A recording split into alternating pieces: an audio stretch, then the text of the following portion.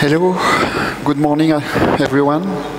I hope you can hear me well because I have some background noise here coming to me. So is that okay for you? Yeah? Okay. So this talk will be in English, but in French English. Okay? I'm coming from France. So I'm going to speak about how you can add advanced search layer to your legacy application. And actually this talk is based on my own experience. I have been working at the French Customs previously. And that was typically my story. I had a Postgres database at this moment, and I was trying to add a powerful search engine on top of it. And I went through multiple paths. So this is what I want to show you today. If you want, you can ask your question during the talk going to slido.com #elastic. And then you can vote for the other questions from the other attendees. And at the end, if I have enough time, I will answer to the questions. And if I don't have enough time, then I will answer on Twitter. Right? So, slido.com elastic. I have been working at Elastic for more than 4 years now. And at Elastic, we are building what we call the Elastic Stack. So this is an open source stack. It's composed mainly around Elasticsearch. So Elasticsearch is the subject that we are going to talk about today. So basically, it's a search engine, distributed search engine, where you send JSON documents in it, and you are able to search and retrieve your documents in real time. Whatever the number of documents you have, it can scale horizontally by adding more nodes, so all that stuff. On top of that, you can use Kibana. Kibana is the front end for Elasticsearch. You can use that. You are not forced to use that. You can use your own front end. And for my demo, I will use another one. So basically, when you have data inside Elasticsearch, then you can understand what is happening in your data set and just ask questions to Kibana, basically. We have ingest layers also as part of the open source stack with bits. So bits are agents written in Go. You put your agents on your servers, and then you can, for example, with FileBit, stream the logs from the server to Logstash or to Elasticsearch. You can use PacketBit to understand what is happening on the network card of your machine. So let's say you have a Postgres database running, then you can, for free, get all the requests that the PacketBit has seen on the network card without modifying your application. And then everything is sent again to Elasticsearch. We have MetricBit, and we have a lot of bits like this. Logstash is an ETL tool. So you extract data from a source. It can come from FileBit, for example, or from another source, like Twitter, what have you. Then you can transform on the fly the data, transform to JSON, enrich your documents, so like ETL, then load to different destinations. Our favorite one is obviously Elasticsearch, but you can send to PagerDuty, archive on S3, whatever. So ETL. So this is the open source stack. On top of that, we are providing, as a company, an extension, which is a plugin named XPack. It provides security, alerting, monitoring of the full stack, reporting, also what we call graph exploration, and something new now, machine learning, which is an unsupervised machine learning tool. It helps you to automatically build a model based on the time series data that you are injecting inside Elasticsearch, and then it will compare the new data coming through your system with this model. So if everything goes wrong, then it will send you real alerts. Everything is available on cloud. So we have our Elastic as a service, which name is Cloud by Elastic. It's running on AWS. It's totally different than what AWS is building in itself. It's not Elasticsearch as a service on AWS. So it's with XPack, and so you can deploy it really easily. And we have also an enterprise version where you can deploy that stack on your infrastructure if you wish, on premise or on Google Compute Engine or on Azure, what have you. Okay, this is the end of the commercial part. So I'm David Pilato. as I said, I'm living in France, and I'm Dadounet on Twitter. At the end of the talk, I will share on Twitter the repository that I'm going to use today. Where it is? It's here. So if you go to this repository, you will be able to go to all the steps that I'm going to show you today here just by switching from one branch to another and comparing what are the differences between branches. You will see all that, and I will share that link again later. I have been working in the Elasticsearch team. I have been working mainly on plugins and open source plugins. That was my job at Elastic. And now I'm speaking a bit more than doing actual coding. You can see that in the commit history here. I have really much less commit, but still, I'm still contributing to the project. Okay, so let's talk about the legacy application that I have today. So my application is about people. I have a database where I'm collecting marketing data about people, so like the name of the person, the date of birth, number of children, the address, some marketing counters, what have you. So I have my application running here on my laptop. I'm using MySQL as a backend to store my data and to search within my data. So for now, I have nothing in the database. The first thing I'm going to do is to inject some data. So let's inject here. So I'm randomly generating bins, which are persisted to my MySQL database. If I search for them, I can search for everything. Okay, so you can see my data coming. I can search in the name field for Joe. Okay, I can search in the country field, France. Actually, this is super interesting. Look, I'm searching for France here, and I'm searching for France in the name field and the country field. And one of the first result that I have on my list is actually Joe Smith, right? Because Joe Smith is living in France. Okay.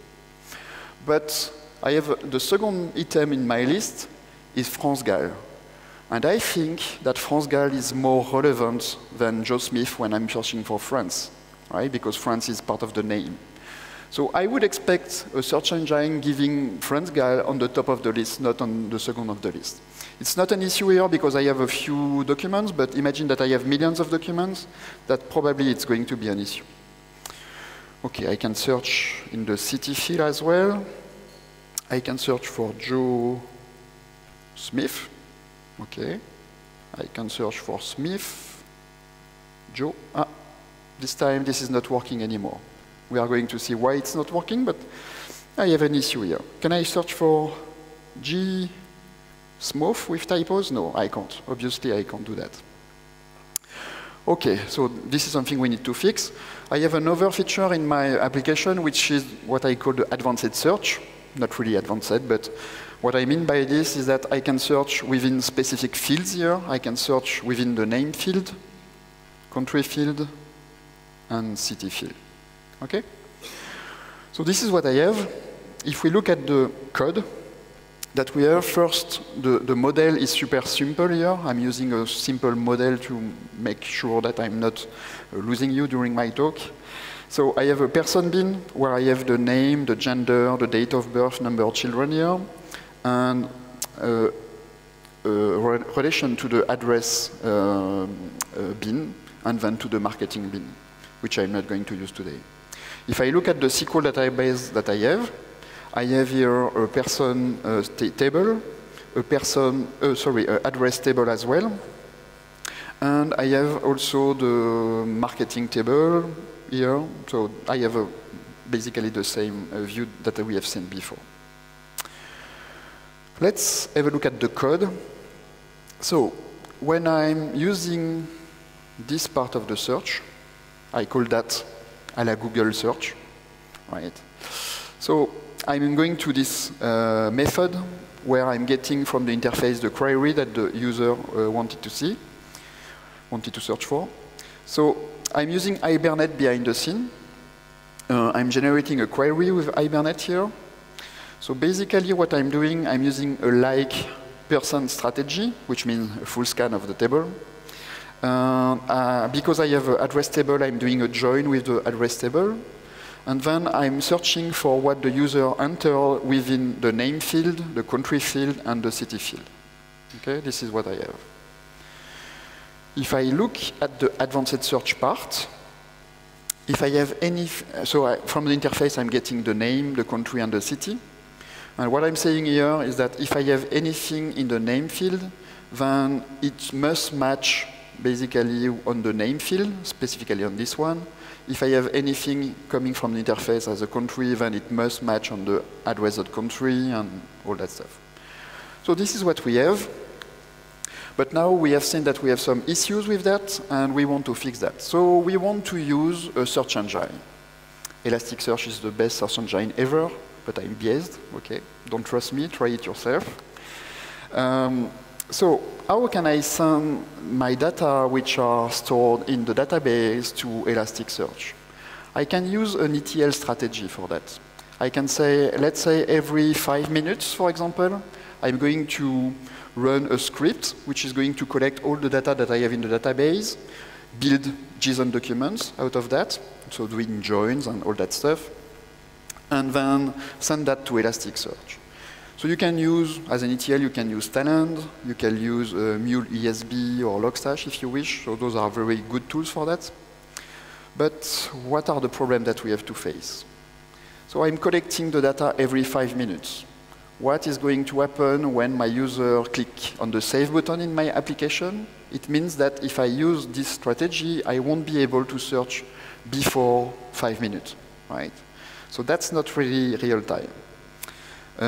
Again, how are you going to deal with updates? I'm updating something in the database. What should I do the next 5 minutes later? Should I read again the full database and reindex everything? Or should I add a technical field to know what has been modified after 5 minutes, for example? What about deletes? When I'm removing something in the database, how my ETL can be aware that something which is not coming back has to be removed in Elasticsearch. So that's super tricky. You can use triggers, you can use a technical table, but so that's not, to me, that's not ideal. And what I ended up to do at the French Customs, I hacked the application because I had access to the application layer. And what I decided to do is to send the document to Elasticsearch within the same transaction as I'm storing the document in the database. And this is what I'm going to show you now. So, first thing to do, I need to add Elasticsearch. So I'm going to use, so I just updated my demo yesterday evening because we just released the 5.4.2 version. So let's hope everything will be okay. So I have now a client. For now, we are using the transport client, which is a specific transport layer that we have in Elasticsearch. We are migrating to the REST layer that we have for the Java client, but it's not ready yet. So for now, I'm just showing you what you can do with the transport client, but it will be super similar at the end of the day. Okay. I have in my service layer, I have a save method. So this save method takes a person as a parameter, and then it uses Hibernate, starting a transaction, saving this guy inside the database, inside MySQL, and then committing the transaction. And what I want to do, this is what I said, I want that in the same transaction, I want to save that to Elasticsearch. So I'm going to build the Elasticsearch DAO, and I'm going to create a save method to save actually my person entity. Let's create this field, final Elasticsearch DAO. I need to create this class in the DAO package. Okay.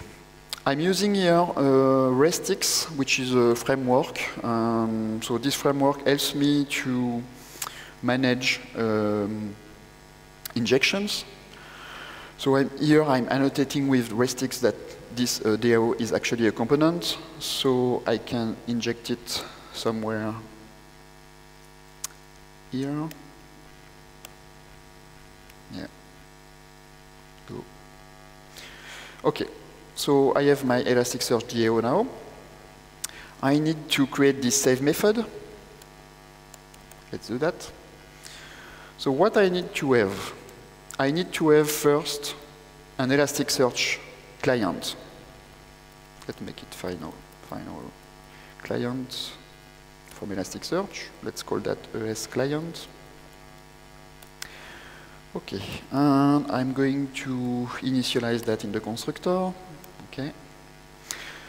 So the jar that I provided before helps me to create what we call a transport client. So we are using this class, the pre-built transport client.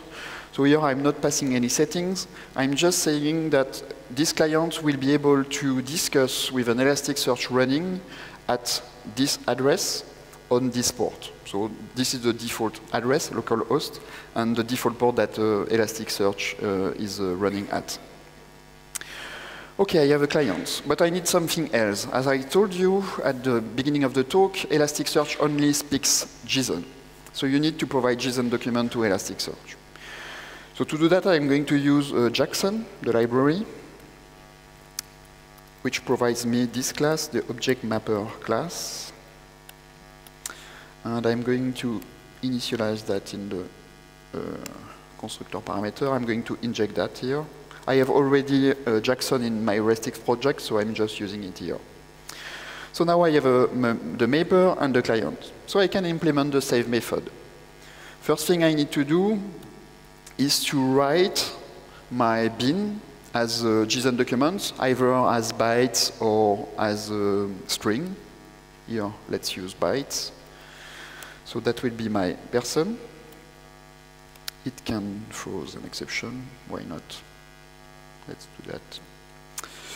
So this is a byte array. And then, so here, I have the representation as a JSON document of my person bin. I need to send that to Elasticsearch. So let's use the client, and let's do an index operation. I want to run a new index request. I need to provide 3 parameters here.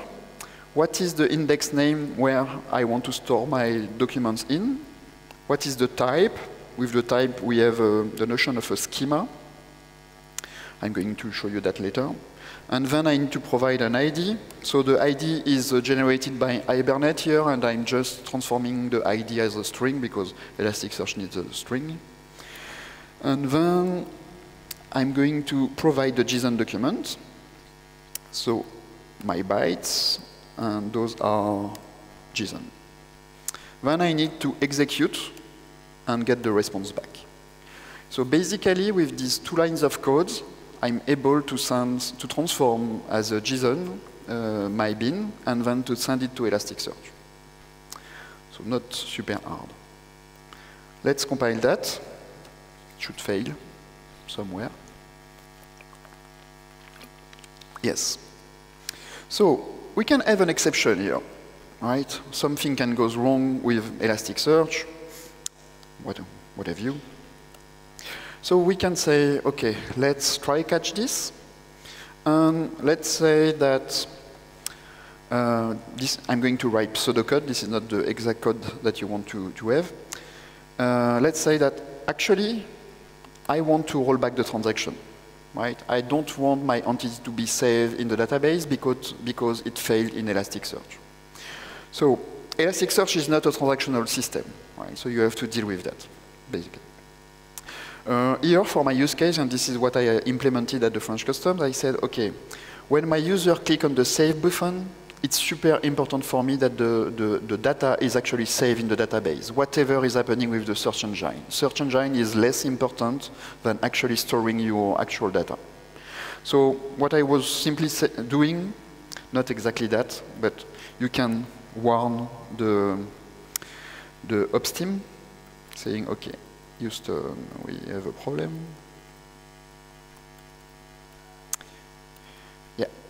This is notification that you get. Or you can send that to a message queue system saying, okay, I need to process again this entity later and to save it in Elasticsearch, or well, how you want to deal with that. So, okay, this is done. I mentioned the delete operation. On my service layer, I also have this delete method where I'm actually removing something from the database. And I told you the best thing to do here is to call again Elasticsearch and say, okay, remove that person with his, person.id as string. And let's implement that method. ID as string. You can still see that. Okay. So I'm going to use the same client. I'm going to call delete, and I want to provide a new delete request where my document is stored in person index. What is this type? Person again. What is the ID? ID as string. Execute, get the response back. Okay, again, I can have some exception, which means that my code is going to fail again. And we can use here the same strategy. Let's say, surround with try catch again, do whatever you want. So I think I'm almost ready. I am just missing an important piece here, which is Elasticsearch. I need to start Elasticsearch somehow. So I have here a standard version of Elasticsearch, so the latest one. I'm just going to start it. Imagine that I just downloaded Elasticsearch. You just need to provide a JVM, launch it, and that's all. I installed the Xpack plugin, but I'm not really going to use it. Okay. I'm also going to use Kibana. Kibana provides a nice developer console to communicate with Elasticsearch, so I encourage you to use it. So I can now start Kibana here. And I can go to the developer tool. So if I run a get slash, I can check that my Elasticsearch 5.4.2 is actually running. I can check, sorry, this one. If I have an index named person, not yet. I don't have any data yet, so I need to inject my data. So I'm going to restart my application. And hopefully my application will be able to communicate with Elasticsearch. Okay. So I still have no data in it. What I need to do is to index and reindex again, send to the database, let's say 1,000 documents. Maybe you can notice that it's super slow, right? It's much slower than it was before. So this is something we need to fix, and we are going to see how to fix that. But on the other hand, I have my data coming to Elasticsearch. If I run a simple search query, I can see that I have that number of documents indexed so far, and this is the representation of my JSON document that we have seen before with the name, date of birth, gender, and all that stuff, okay? So everything is ready. But still, when I'm, searching here, I'm still searching using the database, right? I'm not using Elasticsearch yet. I just push data to Elasticsearch. So I need to change now the search layer. So let's do that. Where is that? Here. Yeah. I have my cheat code here.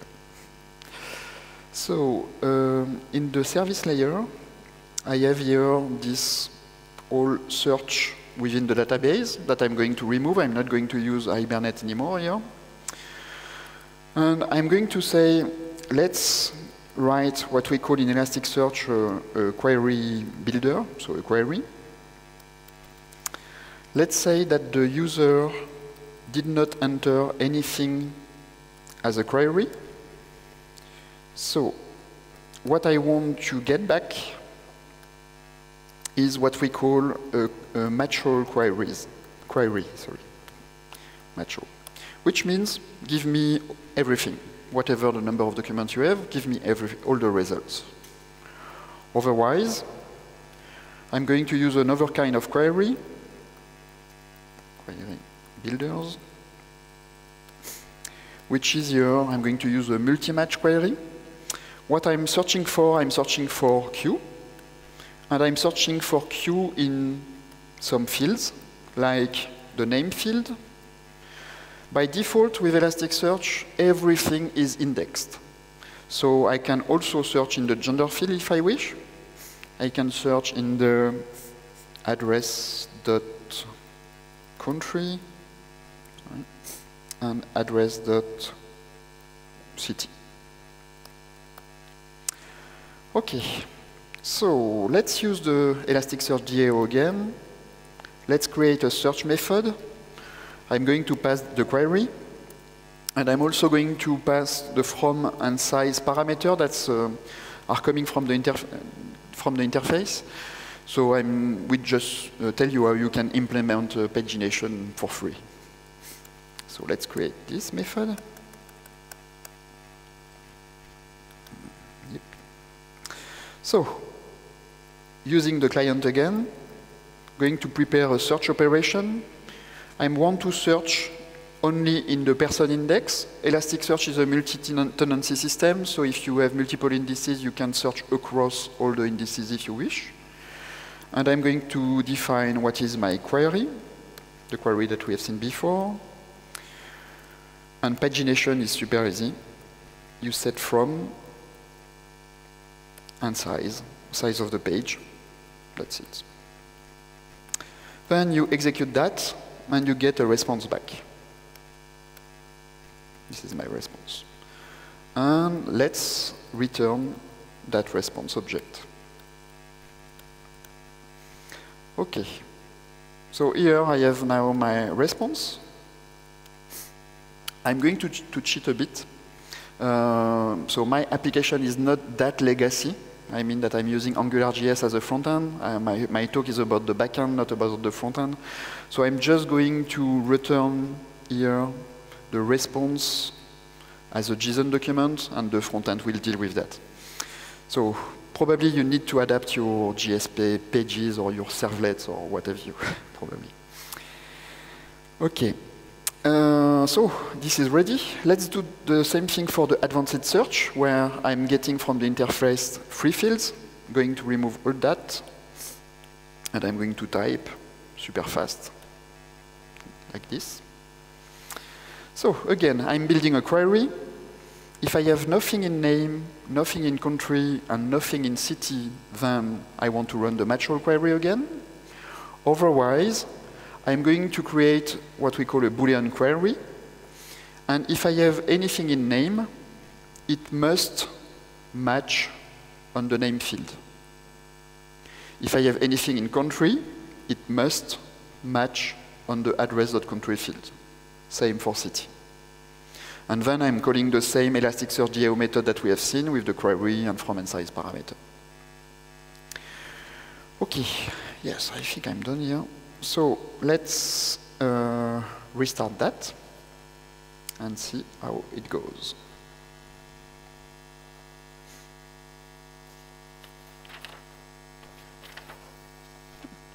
Interesting. So it has been started again. So now I'm using Elasticsearch. So I'm going just to refresh, and you will see the difference on the latency. So it's much faster, but I have only 1,000 documents, so it's not a big deal here. Okay, so let's search for Joe. Does not work as it was working before. But Joe, the full term, is working. Okay. Let's search for Smith. Okay. Smith Joe is now working. Okay, that's better. Let's search for France. Interesting. France Gall is now on the top of my list because I guess that this document is more relevant for my use case than people who are living in France here. So, okay, that's cool. But we still have an issue.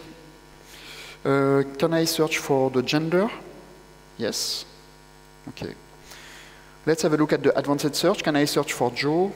So we have the same issue that we need to fix, living in France and in Paris. So this is working more or less, and we need to change some few things. Before changing and fixing that problem that we have, I want to come back to this number, this rate, that was super bad, actually. So I want to introduce a new way, another way to index documents inside Elasticsearch. Instead of indexing one document per one document, it's really much better to send a batch of index operation at once. It will be much more efficient. To do that, we have a nice class in the client. This class is named the bulk processor, and I'm going to add it here and explain what it does. So let me create this field, bulk processor. I need a logger as well. Here. Okay. So I built this bulk processor. I'm passing this client. And what I'm saying, I'm going to send requests to the bulk processor. And I'm saying that every 10,000 requests, you are going to flush all the requests to Elasticsearch and send and make Elasticsearch execute that at once. And then, even though I don't have 10,000 requests available in my bulk, I want you to flush the bulk every 5 seconds, whatever the number of requests you have in the bulk. Okay? And you can add a listener here if you wish to be aware before the execution of the bulk, after the execution of the bulk, or after the execution of the bulk with a hard failure. Okay, I need to change now this part. Instead of calling the index operation, I'm going to add this index request to the bulk processor. And same goes for delete. I'm just going to add the delete request to the bulk processor. Okay? So this has been done. I need now to fix the problem that we have with the auto-completion. But first, I have to explain what is happening behind the scene. Behind the scene, when you don't tell anything to Elasticsearch, Elasticsearch is going to create what we call a mapping. We think about the mapping like a schema of your database. And Elasticsearch is going to try to automatically guess what you want to do with your fields. So by default, if I look at the name field, Elasticsearch is saying that this name field will be indexed as a text, which means that you can perform full text search on it. But to perform full text search, the string that you are indexing is going to be passed through an analysis process. By default, Elasticsearch is using what we call the standard analyzer. And you have a nice API to understand what is happening behind the scene. This is the _analyze API. Let's say that I want to index Joe Smith with the standard analyzer. Then actually, I will index in the inverted index that we are using. We are using Lucene behind the scene. In this inverted index, I will index 2 terms, Joe and Smith. Okay? That's, by the way, the reason I'm able to search for Joe Smith or Smith Joe, because I have 2 terms, 2 different terms. When you search, you apply the same analyzer that you have been using, and you compare what this analyzer is producing to the inverted index. So let's say that I want to search for Joe, G-O. The token that is produced is G-O, but then G-O is compared to the inverted index here. And G-O is not in the inverted index. I have only G-O-E and Smith. So it does not match. That's the reason it does not match yet. Only Joe, G-O-E match. So what can I do with that? I need to play with analyzer, and I'm going to provide my own analyzer. Here, as a demo, I'm going to create an index named test, and I'm going to provide index settings here. In the index settings, I'm going to add my own analyzer. I call it ngram. And I'm using this tokenizer that I have defined after that. This is the Ngram analyzer. I'm not going to cover all the details, but I'm going to show you what it is doing with the same Joe Smith that we have seen before. So if I analyze again Joe Smith with my Ngram analyzer, now this is what is going to be produced at index time. Instead of indexing GOE, I'm going to index G, GO, and GOE. So I'm going to use more disk space for sure, but I will be able to compare my GO with GO here, right? So I will be able to retrieve my documents. And if I search for Joe Smith here with the simple analyzer, then it will compare Joe and Smith with the inverted index here, where I can find Joe and Smith. So it will work. Okay? So I need to provide to Elasticsearch those settings, these analysis settings. I'm going to remove my index first. To do that, I'm going to use a project that I'm building. It's an open source project. It's available on my GitHub account. And the name of this project is Beyonder. Where is it? Oh, I'm sorry. I forgot. Here. It's here. I need to add it as a dependency. OK. So this is my Beyonder project. I can now call Elasticsearch Beyonder class. And I can start it, and I can pass a client here. OK. I can have an exception, but I don't care. What this method is going to do, this method is going to look at your class path, and by default is going to look if you have a directory named Elasticsearch by convention. And if you have another directory, it will be the index name, person. And then if you have a file name underscore settings.json, it will use that at the index creation time to provide the index settings. So here I'm just defining the analyzer that we have seen before in the index settings. But then I need to apply also this analyzer to my Elasticsearch documents. So I'm going to provide another file which name is the type.json, and this will be the mapping. I want to force Elasticsearch. I don't want Elasticsearch to guess what I want to do, I just want to force it. So here for the name field, for example, again, I'm still using the same strategy.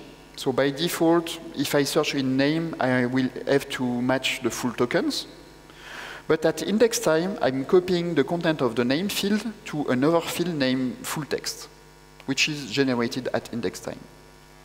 And I have a definition for the full text field. For the full text field, I will use the Ngram analyzer that we have seen at index time, and at search time, I'm going to use the other analyzer. Okay? I'm doing the same thing for address.ct. I'm saying, okay, if you search in address.ct, then it will match, it must match the full token, but at index time, I will copy it also to the full text field here, right? So it's like all the fields that I have in my JSON documents are going to the full text field. But then at index time, I can tell Elasticsearch to do something else. If you have something in the address.ct, I want you also to create and to generate at index time a new field named address.ct.autocomplete. And you will use the Ngram strategy if you wish here.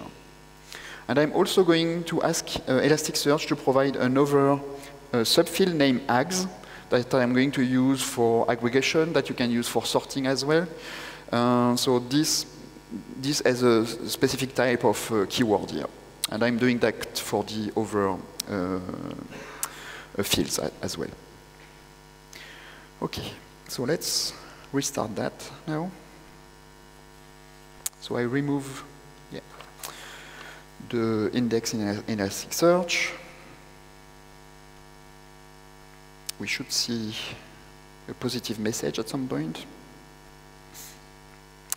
Rock and roll means it's positive. Okay. So let's check our Elasticsearch. Let's have a look at the mapping. Okay, we have the mapping that I was expecting. So with the autocomplete and all the stuff. So everything has been created for me. But still, I don't have any data yet here because I need to index again my documents. So let's index again. Let's move to 10,000. I hope that it will be faster than 30 documents per second. Okay, not that bad. Better. Let's search again. If I search for Joe, still does not work. Why? Because I'm still searching in the all fields, right? The fields which are not using the analyzer that I define. So I need to change the search part here. And instead of searching in the name, gender, address.country, address.city, I can search, for example, in the full text field now. I can do even more. I can say, if what I'm searching for match on the name field, I want you to boost the result. This is much more relevant for my use case, if you match on the name field, right? So let's compile that. If I search for Joe, that's better. Now we have the behavior that we were expecting. France, okay. France, you can see, name on the top of the list. Okay, advanced search does not work yet, so let's fix that. Instead of searching in the name field, we need to search in the name.autocomplete field that is generated at index time. Same for country and city. Let's search for Joe, living in France, living in Paris. Okay, we are back. We have the same behavior that we had before. But let's have a look at if we can do more. So I was able to index around 200 documents per second. Sometimes I have this question at conferences, which is, but actually, is Elasticsearch slowing down your your insertion process in the database? So let's do a simple example.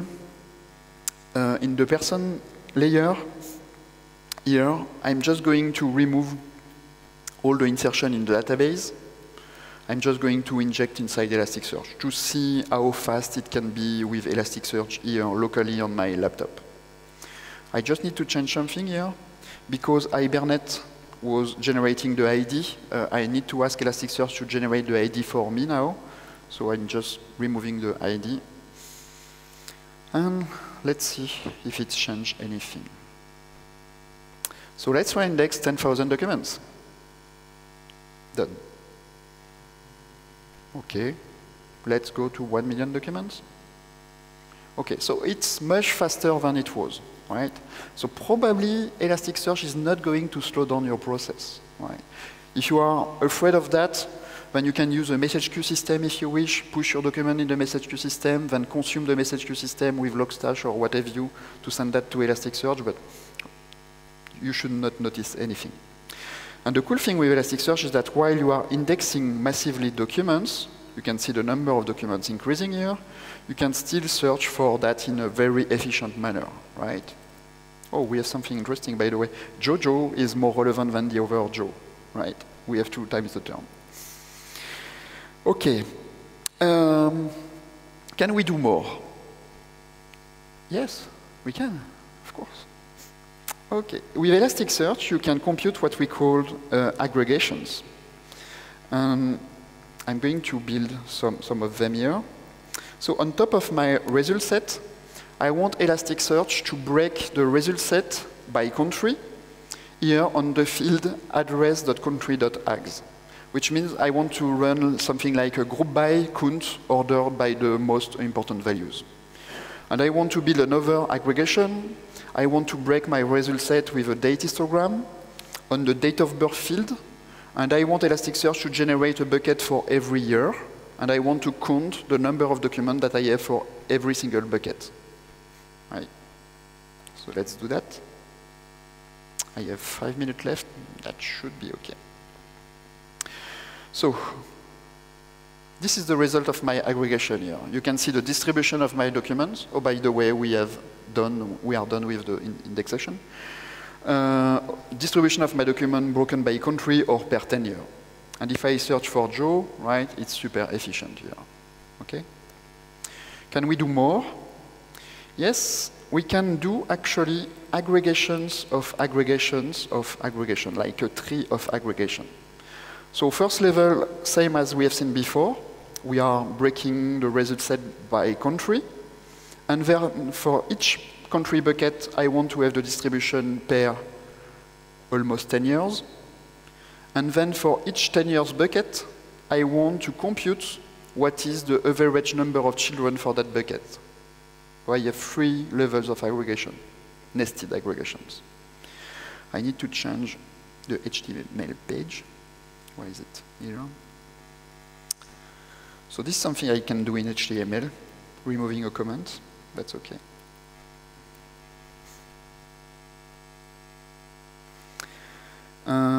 I should see now the compute button. Right.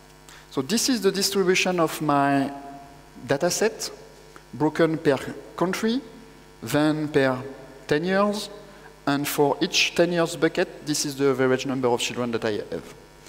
And if I search for Joe, okay, I can see all that live, right? Whatever the volume that you have. Okay, last but not least, I said that if we search for G, Smooth, we are not able to find what we are looking for. So let's fix that. It's super straightforward. Here I can add what we call a fuzziness factor.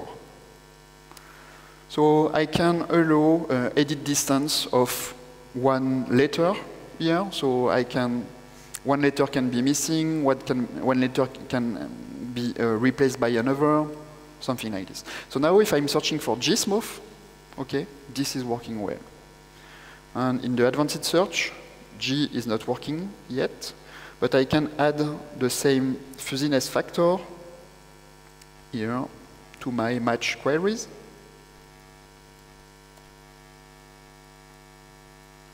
And now I can search for G, living in France, in Paris. Okay? So you can deal with typos with that. I think I'm almost done. So once you have indexed everything in Elasticsearch, you can use Kibana. With Kibana, you can define a dashboard, and this dashboard will look at the data that you have in your data set. For example, I built that yesterday. So this is the number of people that I have broken per, so this is the result of aggregation that now you can visualize, the geolocation point as well, and the result set itself. So I can search for Joe again. So this is the distribution of my Joe. If I want to look at Joe who are only males, here, living in Germany, here, living where? Berlin? Okay. And I can zoom in, and I can just select this part, or unselect this part, do the opposite, right? And I have the result set here. So I can analyze my data in real time as soon as everything is indexed inside Elasticsearch. Okay, I'm done. I just need to tweet. So this is the repo I use if you want to replay the demo again. And I have 1 minute left for question normally, but I'm going to do a selfie. Smile, guys. Don't move. Ah, you were not on the picture. Smile. I can see someone who is not smiling. Okay. Cool. That's all what I have. I don't know if I have questions here.